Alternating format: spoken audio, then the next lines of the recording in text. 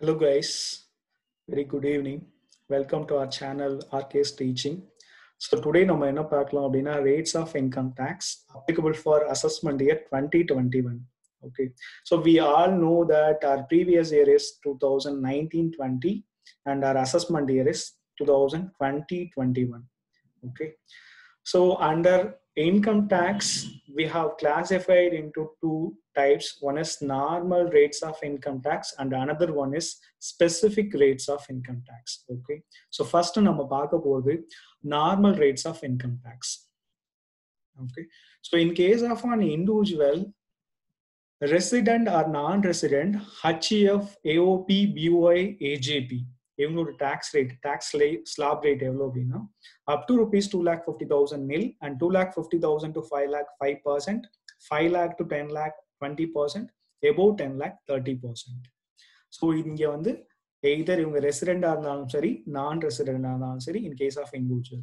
Okay, then second, in case of senior citizen who is 60 years or more but less than 80 years, இங்க ரொம்ப கிளியரா சொல்லியிருக்கு என்னன்னா resident senior citizen அப்படின்னா என்னன்னா ஒரு நான் ரெசிடென்ட்டுக்கு சீனியர் சிட்டிசன் அப்படிங்கிற ஸ்டேட்டஸோ இல்ல சூப்பர் சீனியர் சிட்டிசன் அப்படிங்கிற ஸ்டேட்டஸோ வந்து கொடுக்கப்படாது.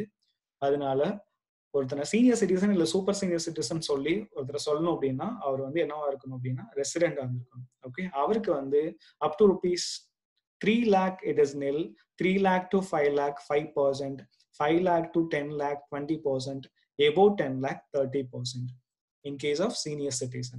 Then next, super senior citizen.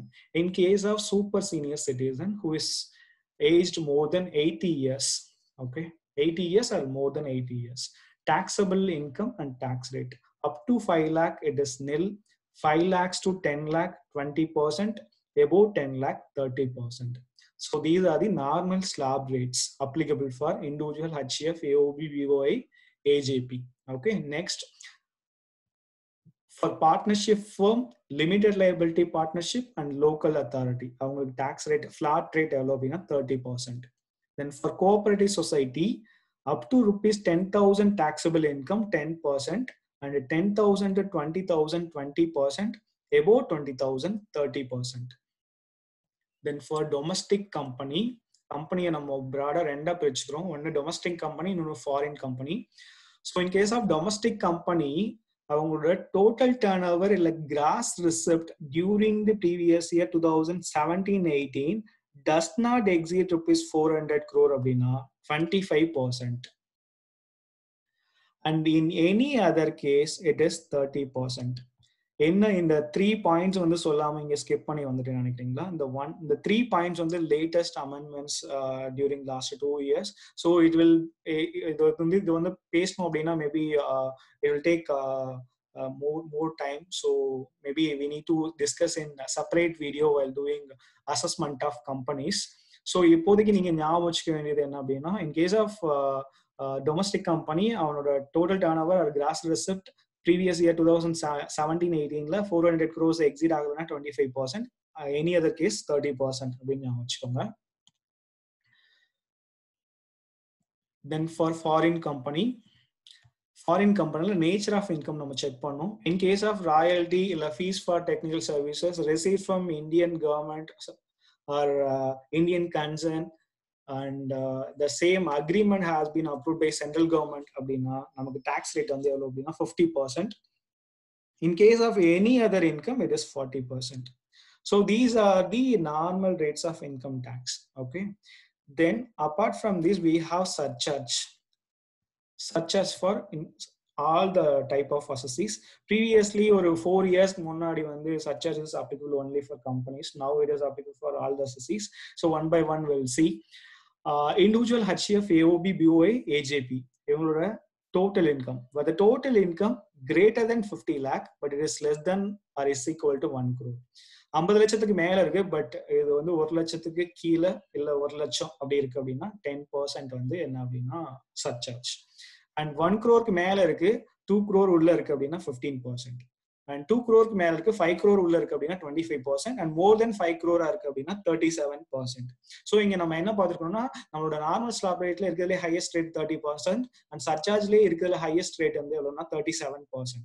Okay, then for limited liability limited liability partnership, local authorities, cooperative societies, இவங்க எல்லாருக்குமே வந்து income total income exceeding ₹1 crore அப்படின்னா அவங்களுக்கு 12% surcharge applicable. Okay, the next company. So as I said early, கம்பெனியை பிராடாக பிரிச்சுக்கிறோம், ஒன்று domestic company and foreign company. So in case of domestic company total income exceeds ₹1 crore but not exceeds ₹10 crore அப்படின்னா 7%, and in case of foreign company na 2%, and total income is exceeding ₹10 crore அப்படின்னா domestic company 12%, foreign company 5%. Then apart from this we need to pay health and education cess also for all the type of assessees, that is flat rate, that is 4% for all type of assessees. Next, rebate under section 87A, it is important. In case of ஒரு individual, அவன் resident இண்டிவிஜுவலா இருக்கான் and அவனோட total income ₹5 lakh வந்து exceed ஆகல அப்படின்னா he is eligible for rebate under section 87A. எவ்வளவு அப்படின்னா 12,500. இது 12,500 எப்படி எடுத்துக்கணும் அப்படின்னா, ஃபார் எக்ஸாம்பிள் அவரோட நார்மல் டாக்ஸ் லைபிலிட்டி கண்டுபிடிச்சிருக்கோம், அந்த நார்மல் டாக்ஸ் லைபிலிட்டி வந்து மோர் தென் 12,500 இருக்கு அப்படின்னா 12,500 வரைக்கும் தான் அவைலபிள். அண்ட் இன்கேஸ் கம்மியா இருக்கு அப்படின்னா அவன் கம்மியா என்ன அமௌண்ட் இருக்கோ அதுதான் அப்ளிகபிள். ஓகே, ஸோ இங்க ரெண்டு கண்டிஷன் செக் பண்ணோம். ஃபர்ஸ்ட் கண்டிஷன் அவன் ரெசிடென்ட் இண்டிவிஜுவல் அப்படின்னு செக் பண்ணோம். செகண்ட் கண்டிஷன் அவனோட டாக்ஸபிள் இன்கம் 5 lakhs எக்ஸீட் ஆகலையா அப்படின்னு செக் பண்ணோம். இதுக்கு செக் பண்ணி ரெண்டுமே சாட்டிஸ்ஃபை ஆயிடுச்சுன்னா he is eligible for rebate under section 87A. So இது வரைக்கும் பார்த்தது normal rates of taxes, income taxes. Next, specific rates of income tax. First one, long term capital gain. So long term capital gain again ரெண்டா classify பண்ணிருக்காங்க. First one covered under section 112A, that is listed equity shares units and security transaction tax paid. So அப்படின்னா up to ₹1 lakh exempt, above ₹1 lakh 10%. So இங்க 112A கீழே cover ஆகுது அப்படின்னா என்னன்னா, அந்த long term capital asset நீங்க transfer பண்ண long term capital asset என்னவா இருக்கு அப்படின்னா லிஸ்டட் ஈக்விட்டி ஷேரா இருக்கு, யூனிட்ஸா இருக்கு. அண்ட் அது மட்டும் இல்லாம during transfer of those capital asset you have paid security transaction tax. நீங்க செக்யூரிட்டி டிரான்சாக்ஷன் டாக்ஸ் பே பண்ணிட்டீங்க அப்படின்னா up to ₹1 lakh exempt, above ₹1 lakh 10%. In any other case 20%. இந்த எனி அதர் கேஸுமே வந்து நம்ம கேபிட்டல் கெயின் அப்படிங்கிற சாப்டர் படிக்கும் போது இன்னும் டீட்டெயிலா படிக்கலாம். என்ன அப்படின்னா, இன் கேஸ் ஆஃப் இண்டெக்ஸேஷன் எடுத்தாச்சு அப்படின்னா வந்து 20%, இண்டெக்ஸேஷன் எடுக்கல அப்படின்னா 10% அப்படின்னு நம்ம படிப்போம் நம்ம. ஓகே, ஸோ இப்போதைக்கு ஞாபகம் வச்சுக்க வேண்டியது என்னன்னா, கவர் அண்டர் செக்ஷன் 112A அப்படின்னா up to ₹1 lakh exempt, above ₹1 lakh 10%. Other cases அப்படின்னா 20%. Next, short term capital gain. Covert under section 111A அப்படின்னா 15%. இங்கேயுமே வந்து இந்த ஷார்ட் டேர்ம் கேபிட்டல் அசெட் என்னவா இருக்குன்னா லிஸ்டட் ஈக்விட்டி ஷேரா இருக்கு, இல்ல யூனிட்டா இருக்கு, and also security transaction tax வந்து பே பண்ணிருக்காங்க டியூரிங் டிரான்ஸ்ஃபர் அப்படின்னா 15%. In any other case it is normal slab ரேட்ல வந்து டாக்ஸ் ஆகும். Then casual income. Casual income includes lotteries, winning from lotteries, grassfed bustles, races including horse races, card games and other games of any sort, gambling or betting of any form or nature. இது எல்லாமே casual income. இந்த casual income applicable tax rate எவ்வளவுனா 30%. Okay, the next, dividend exceeding ₹10 lakhs. Previously we all know that dividend received from domestic company it is exempt from tax அப்படின்னு சொல்லிட்டு. But இப்போ அப்படி இல்ல, dividend exceeding ₹10 lakh இங்க என்ன condition satisfy பண்ணணும் அப்படின்னா, ஒருத்தனுக்கு ஒரு இன்கம் அரைவ் ஆகுது, அது என்னன்னா by way of dividend in aggregate dividend வந்து more than ₹10 lakh இருக்கு அப்படின்னா it is taxable in the hands of person. அந்த பர்சன் யாரா இருக்கக்கூடாது அப்படின்னா டொமஸ்டிக் கம்பெனியா இருக்கக்கூடாது, a fund, institution, trust, any university, other educational institution or any hospital or other medical institution or trust or institution இவங்களா இருக்கக்கூடாது. அது மட்டும் இல்லாம who is resident in India அப்படி இருக்கணும். அப்படின்னா அந்த more than ₹10 lakh என்ன whatever dividend received அது எவ்வளவு taxable அப்படின்னா 10% taxable. Okay, then unexplained money, investment, etc. it is taxable at the rate of 60%, highest rate of tax 60%. in case வந்து நீங்க வந்து ஒரு unexplained money வச்சிருக்கீங்க இல்ல வேற ஏதாவது இன்வெஸ்ட்மெண்ட் பண்ணி வச்சிருக்கீங்க அப்படின்னா அது லேட்டரா வந்து ஃபைண்ட் அவுட் பண்ணும்போது you have to pay tax on that 60%. okay, then other important points first one, marginal relief. so the marginal relief அப்படிங்கிறது it is applicable for all assessee where surcharge is applicable. இந்த marginal relief வந்து applicable எல்லா அசஸிக்குமே applicable. எப்போ அப்படின்னா surcharge எப்பெல்லாம் applicable அப்பெல்லாம் marginal relief applicable. Okay, இந்த marginal relief கான்செப்டை நீங்க எப்படி செக் பண்ணணும் அப்படின்னா when the total income is little bit more than the limit specified for surcharge in each case. அப்படின்னா என்ன அர்த்தம்னா இப்போ ஃபார் எக்ஸாம்பிள் நம்ம பார்த்துருக்கோம் மேல என்ன பார்த்தோம் அப்படின்னா இன்கேஸ் வந்து ஒரு individual HUF, AOB, BOI, AJB இவங்களோட total income exceeding ₹50 lakhs but not exceeding ₹1 crore எவ்வளோன்னு பார்த்தோம் அப்படின்னா 10% அப்படின்னு சொல்லி பார்த்தோம். ஸோ இது மாதிரி ஒவ்வொரு ஸ்பெசிஃபிக் ரேட் ஃபார் சர்சார்ஜ் நம்ம பார்த்துருக்கோம், ஸ்பெசிஃபிக் லிமிட் ஃபார் சர்சார்ஜ் நம்ம பார்த்துருக்கோம். ஸோ அந்த ஸ்பெசிஃபிக் லிமிட்டை விட லிட்டில் பிட் உங்களோட இன்கம் வந்து அதிகமாக இருந்துச்சு அப்படின்னா அங்க வந்து marginal relief வந்து applicable ஆகும். ஸோ அதுக்கு ஒரு எக்ஸாம்பிள் பார்க்கலாம். Compute the tax liability of Mr. A aged 42 having total income of ₹51 lakhs. So நம்மளோட இவன் வந்து மிஸ்டர் ஏ அப்படிங்கிறவர் வந்து என்னவா இருக்காருன்னா இண்டிவிஜுவலா இருக்காரு. அவரோட ஏஜ் வந்து 42. ஸோ இவர் வந்து சீனியர் சிட்டிசன் கிடையாது, சூப்பர் சீனியர் சிட்டிசன் கிடையாது. ஸோ அப்படின்னா அவரோட எக்ஸிம்ஷன் லிமிட் எவ்வளோ அப்படின்னா 2,50,000 எக்ஸிம்ஷன் லிமிட். ஓகே, ஸோ அவரோட டோட்டல் இன்கம் 51 lakhs அப்படின்னு சொல்லியிருக்காங்க. நம்ம பார்த்துருக்க அந்த சர்சார்ஜ் பார்க்கும்போது பார்த்துருக்கோம் ஃபர்ஸ்ட் அந்த ஸ்பெசிஃபிக் லிமிட் ஃபார் சர்சார்ஜ் எவ்வளோ சொல்லியிருக்காங்க அப்படின்னா more than 50 lakhs. more than 50 lakhs இருக்கணும் அண்ட் less than 1 crore இருந்துச்சுன்னா டாக்ஸ் சர்சார்ஜ் ரேட் வந்து 10% சொல்லி பார்த்துருக்கோம். Okay, so for the assessment year 2021, assume that his total income comprises of salary income, income from house property and interest on fixed deposit. ignore chess ன்னு சொல்லிட்டாங்க, chess calculate பண்ணாங்க. So marginal relief calculate பண்றதுக்கு எப்பவுமே நம்ம first step என்ன பண்ணணும் அப்படின்னா நல்லா ஞாபகம் வச்சுக்கோங்க, கேர்ஃபுல்லி லிசன். ஃபர்ஸ்ட் ஸ்டெப் வந்து என்ன பண்ணணும்னா நம்மளோட டோட்டல் இன்கம் கொடுக்கப்பட்டிருக்கிற டோட்டல் இன்கம்க்கு டாக்ஸ் லைபிலிட்டி கண்டுபிடிக்கணும், இன்க்ளூடிங் சர்சார்ஜ் கண்டுபிடிச்சு வச்சுக்கணும். இதுதான் ஸ்டெப் 1. செகண்ட் ஸ்டெப் என்ன அப்படின்னா ஒன்லி அந்த 50 lakh லிமிட் எங்க சர்சார்ஜ் அப்ளிகபிளோ அந்த 50 lakh லிமிட்க்கு மட்டும் நம்ம என்ன கண்டுபிடிக்கணும் அப்படின்னா டாக்ஸ் லைபிலிட்டி கண்டுபிடிக்கணும். ஓகே, ஸோ நம்ம சொல்யூஷன் பார்க்கலாம் பாருங்க. ஸோ இங்க ஃபர்ஸ்ட் டாக்ஸ் லைபிலிட்டி கண்டுபிடிச்சிருக்காங்க for the total income 51 lakhs வந்து டாக்ஸ் லைபிலிட்டி கண்டுபிடிச்சிருக்காங்க. அப்ளைங் ஸ்லாப் ரேட்ஸ் எவ்வளோ வந்திருக்குன்னா 13,42,500. அண்ட் இந்த 13,42,500ல சர்சார்ஜ் வந்து அப்ளிகபிள் சர்சார்ஜ் வந்து ஃபார் 10%. ஸோ அதை அப்ளை பண்ணி கண்டுபிடிச்சிருக்காங்க. டோட்டலா வந்து 14,76,750. ஓகே, இது ஃபர்ஸ்ட் ஸ்டெப் முடிஞ்சிச்சு. Second step tax payable on total income of ₹50 lakhs. 50 lakhs மட்டும் டாக்ஸ் பேயபிள் லைபிலிட்டி கண்டுபிடிச்சிருக்காங்க. அது எவ்வளவுனா 13,12,500.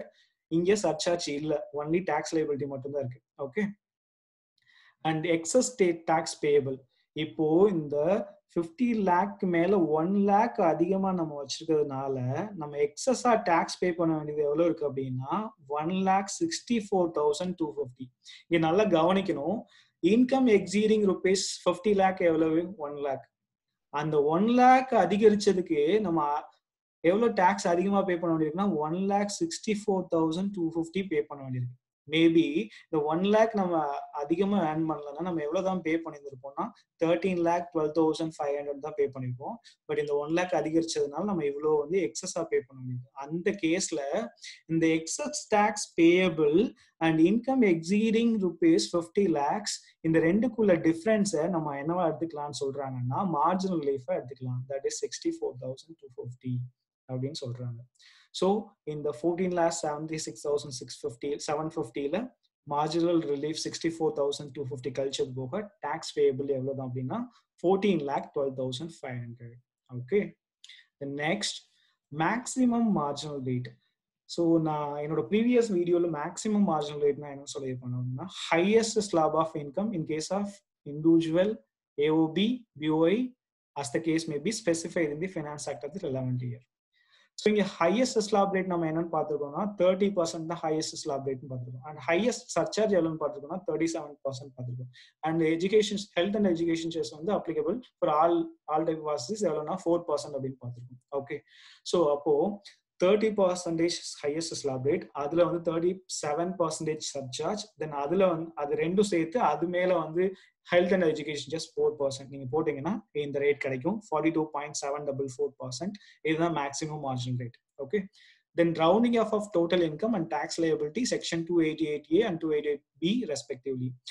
So in case under Income Tax Act 1961 உங்களோட total income and tax liability எப்படி ரவுண்ட் அப் பண்ணும் அப்படின்னா நியரஸ்ட் மல்டிபிள் ஆஃப் ₹10 வந்து round up பண்ணும். Okay, for example இந்த கேஸ்ல வந்து உங்களோட டாக்ஸ் பேயபிள் வந்து 14,12,500 இருக்கு. இது வந்து ஆல்ரெடி ரவுண்டிங்ல இருக்கு. இப்போ இன்கேஸ் வந்து இது 507 அப்படின்னு இருந்துச்சுன்னா நம்ம எப்படின்னு ரவுண்ட் அப் பண்ணோம்னா 510 அப்படின்னு ரவுண்ட் அப் பண்ணணும். 504 அப்படின்னு இருந்துச்சுன்னா அதை எப்படி ரவுண்ட் அப் பண்ணா 500 ரவுண்ட் அப்.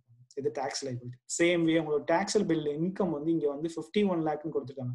இங்க 51 லேக் 567 அப்படின்னு இருந்துச்சுன்னா அதை 617 மாத்தணும். இன்கேஸ் 64 அப்படின்னு இருந்துச்சுன்னா 616 மாத்தணும். Okay, so we need to round off to the nearest multiple of ₹10. So in case total income நீங்க ரவுண்ட் ஆஃப் பண்றீங்கன்னா section 288A, and in case of tax liability round up பண்றீங்கன்னா 288B. ரெண்டுமே வந்து nearest multiple of ₹10. So that's all for the day. I think எல்லாருக்குமே வந்து புரிஞ்சிருக்கும்னு நினைக்கிறேன். So இது கிளியரா புரிஞ்சிருச்சு அப்படின்னா தான் வந்து நெக்ஸ்ட் நீங்க வந்து சம்ஸ்லாம் வந்து ஈஸியா ஒர்க் அவுட் பண்ண முடியும். Always remember that you need to be very strong in provision so that you can easily work out the sums, whatever the sums. First thing ப்ரொவிஷனை கிளியரா புரிஞ்சுக்கணும். செகண்ட் திங் வந்து சம் கொடுக்கப்பட்டிருக்கிற சம்மை வந்து கிளியரா read பண்ணணும். மோர் தென் 2 times கூட கிளியரா ரீட் பண்ணலாம். ரீட் பண்ணிட்டு we need to start working out the sum and finding out the answer. So I think இந்த வீடியோ வந்து உங்களுக்கு யூஸ்ஃபுல்லா இருந்திருக்கும்னு நினைக்கிறேன். ஸோ யூஸ்ஃபுல்லா இருந்துச்சு அப்படின்னா லைக் பண்ணுங்க. அண்ட் இது மாதிரி நிறைய யூஸ்ஃபுல் வீடியோஸ் பார்க்கணும் அப்படின்னா சப்ஸ்கிரைப் பண்ணுங்க அண்ட் பெல் ஐக்கான் கிளிக் பண்ணுங்க. அண்ட் இது வேற யாருக்காவது யூஸ்ஃபுல்லா இருக்கும்னு நினைச்சீங்கன்னா ஷேர் பண்ணுங்க. And keep supporting. Thank you so much. See you again. Bye.